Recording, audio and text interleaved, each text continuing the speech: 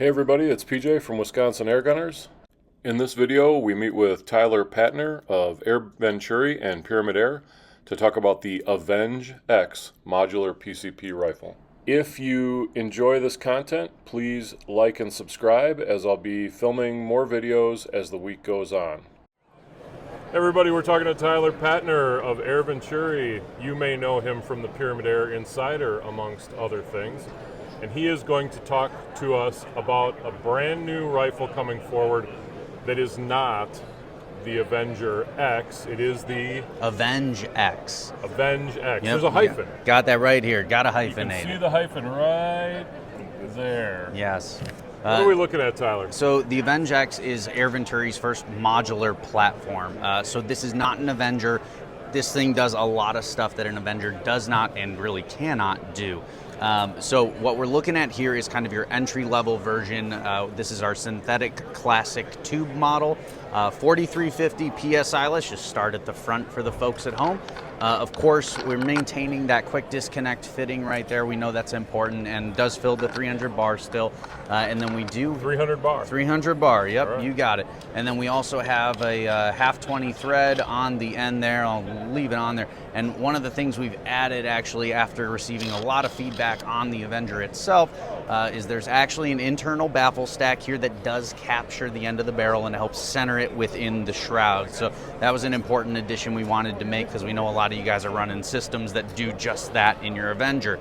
Another thing to add with this barrel band system, so the barrel band has been completely separated from that pick rail underneath. You'll actually notice there's a through hole that gets you through to the screw that secures to the barrel band. So that pick rail isn't going to apply pressure to it or anything like that. And for those of you guys that are like very serious bench target shooters, there's actually an O-ring inside of here. You can float the barrel shroud in the system. You can also do that with the air cylinder if you're concerned about contact as well. So all of that is something you guys can do. It's a very easy thing to pull off and take that O-ring out, and no big deal at all. Working back to the meat and potatoes here, of course, we still have our adjustable regulator, and I have no nails, so this is going to be very difficult to pry up here because we need What's the screw kind of thing under there? So it is actually a stainless steel reg now. So we've gone to stainless, there we go, from that brass, which is actually doing a lot better at that higher pressure, reducing some of that reg creep that we know some of you guys see out there. So still the same range, though. You're looking at about 1,200 PSI up to about 3,000 PSI on that reg adjustment. You got your fill pressure gauge. It's labeled fill pressure, which is super nice. And then flipping the gun over, we've got our regulator gauge. You can clearly read that as well.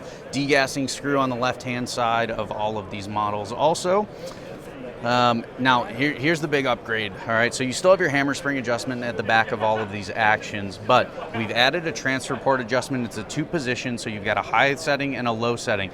This is gonna really open up your tuning capabilities on that low power end. So the gun, I'll just give you an example. In 22 caliber at about 30 foot-pounds, you are looking at roughly 80 shots of fill with the tube system here.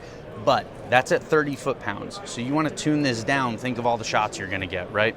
So there's a lot of cool stuff going on here.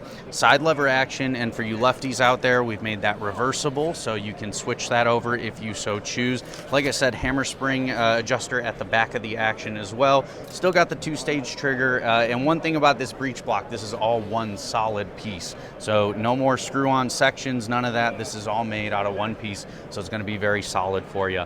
Now I know what you're thinking, we haven't even touched the modularity yet, right?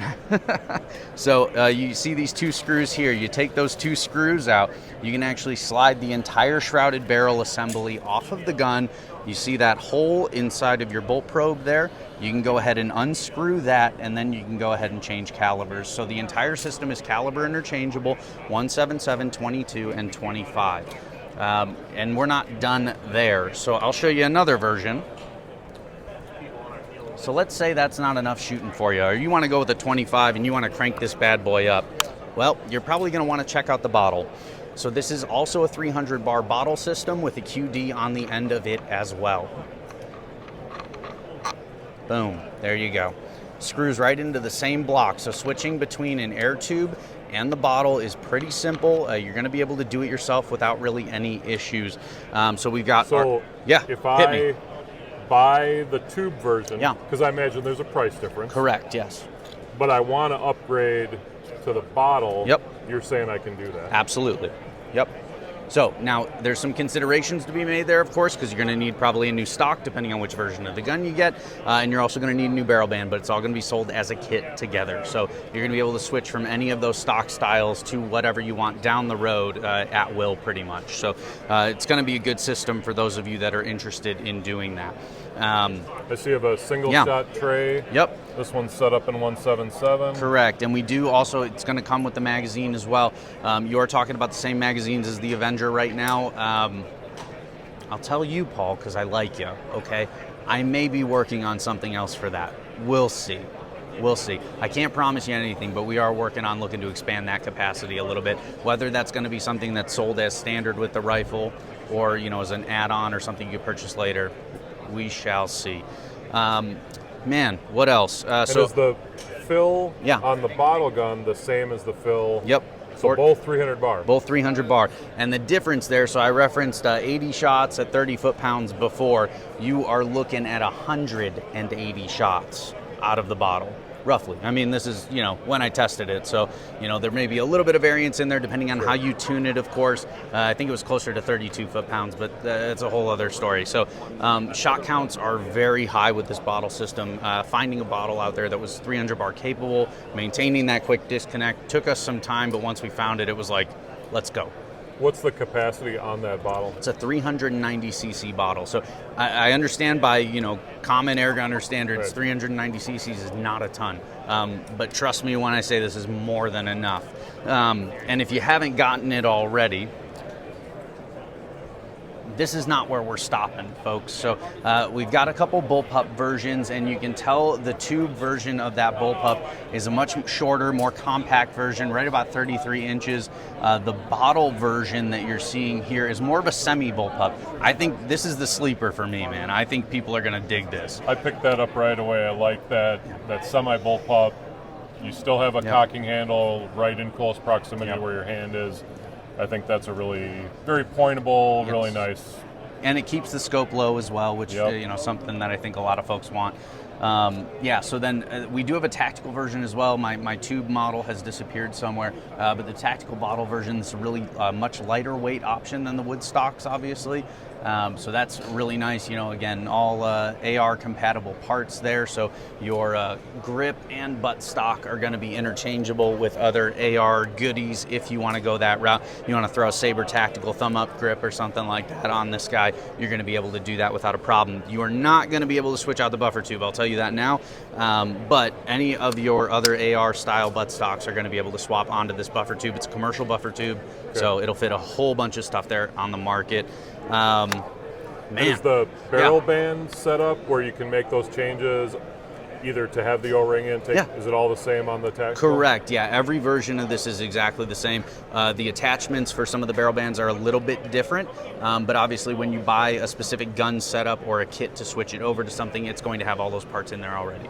So I know, because I had a chance to feel it, our viewers won't be able to know. Of course. Can you tell me on this what's polymer and what's metal? Sure. Okay. The entire action's metal. And it's all one-piece block, right? Yes, one-piece block. You can see our intake that where our bottle or our tube goes into the gun is a separate block from our breech.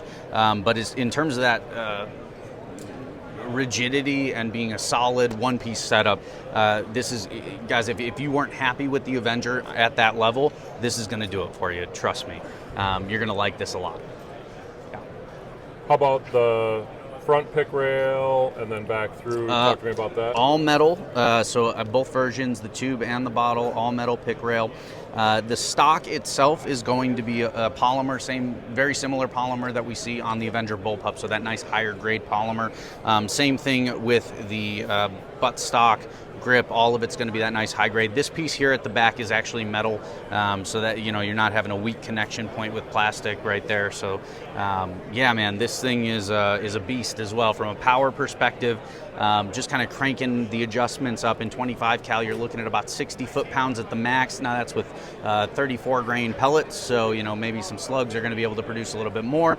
In 22, you're looking at about 50 foot-pounds max, and in 177, you can go all the way up to 30 foot-pounds. Which for you, Paul, I know you're going to probably want one of these in 177 to shoot you some slugs. Yeah. So, yeah. Now, for those of us who are a fan of the Avenger and the Avenger bullpup, has anything changed in that barrel? Because I really think you guys had an outstanding barrel, especially when you consider the price of an Avenger. Yeah, I agree. And quite frankly, that's why we're not going to change anything on the barrel. Just doesn't make sense to. The barrels shoot really, really good right out of the box. So there was no real need to do that on our end. Now, I will say, if you guys aren't getting it already, being a modular platform, you can count on some other air source options and other barrel length options to be out there. At some point down the road, we're going to see how this does, but we're already exploring some of those options. So we're going to try and offer, different configurations, maybe some different stock styles as well down the road, based on that customer demand and what you guys think. So what is the wood stock version made of? What's that wood? Standard beech. Beech? Yep. Okay. Yeah. And can you grab the rifle version again? Yeah, sure. I'd like to try and do one thing before we wrap it. Not the wood one. Not the wood. Synthetic. The polymer, the synthetic. You got it. So we need to do a knock test on it. Oh, okay. I got you. All right, here we go. No hollow sound. No, nothing. That's a solid. Is there any adjustability about this stock? There is. So in the butt stock here on the synthetic models, we do have an adjustable cheek piece, which that mechanism is why it's not making any hollow sounds. But you do also have that same style butt adjustment that we have on the Avenger bullpup, where it's kind of pull and slide, and it has a few slot positions that you can get it into. A little up and down? Yep, you got it. For those of you watching this at home, there's some beauty to this stock. I mean, it really has some nice flowing lines. Yeah. It's got a wide, just wide in the right places and narrow in the other places. And if you compare it to the bottle version, I actually think a little curvier, maybe a little sexier. Yeah, you got a lot of meat there. So some of you guys with bigger hands, you're really going to like this, the feel of this. It's really solid. And this is going to rest on a bag really nicely. Yeah. And you got pick rails up front. Absolutely. Pick rails on that are made of? Metal. All metal. All metal pick rails, so no flex in that at all, I'm guessing. No, it's really solid. Well, Tyler, I really appreciate you taking the time to walk us through this. It's an exciting time to be an air gunner. I definitely agree, I get the pleasure of talking to you pretty often, and I think there's always something exciting to talk about, so I thank you for your time, man. Absolutely. Thanks for stopping by. Thanks, everybody, for watching. Don't forget to like and subscribe, and until the next video, shoot safe and shoot straight. We'll see you around.